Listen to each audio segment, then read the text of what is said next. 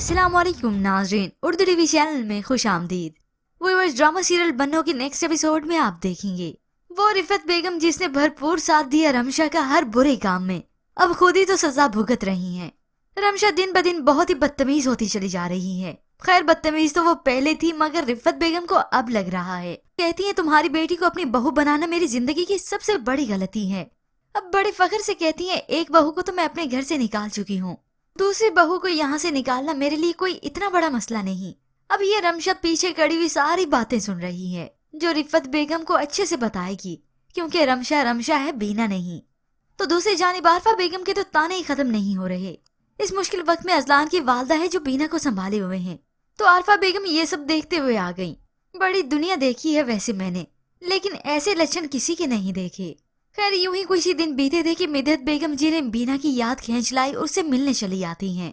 आज अजलान की वालदा भी बहुत खुश है बीना को यूं पूरे एतमाद देखकर।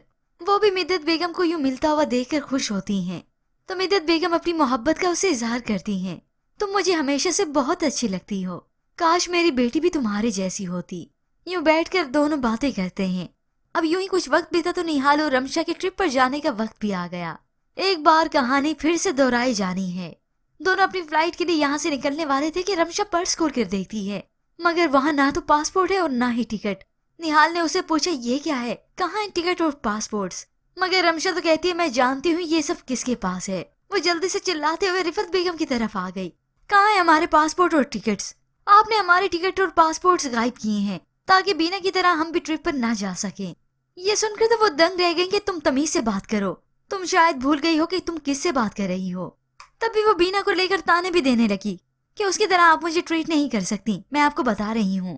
अब यूं कहे इन दोनों ने मिलकर जो प्लानिंग की थी ना, इनकी अपनी चालें इन्हीं पे पड़ गईं। बस फिर दोनों ही अपने मुंह से सारी सच्चाई भी फूटती चली जाएंगी। रमशा अपनी सास पे इल्जाम लगाएगी और सास रमशा पे। खैर, ये तो वक्त ही बताएगा कि बीना की हकीकत ये खुद ही लाएंगी अपने मुंह से। अभी तो निहाल गुस्सा होता है कि ये सब क्या है, मगर अभी तो हकीकत खुलना बाकी है और वो भी इन्हीं के मुंह से। खैर व्यूअर्स, अभी ड्रामा सीरियल बहुत ही इंटरेस्टिंग हो चुका है। अब किसको है नेक्स्ट एपिसोड का इंतजार, तो हमें अपनी कीमती राय का इजहार जरूर कीजिएगा।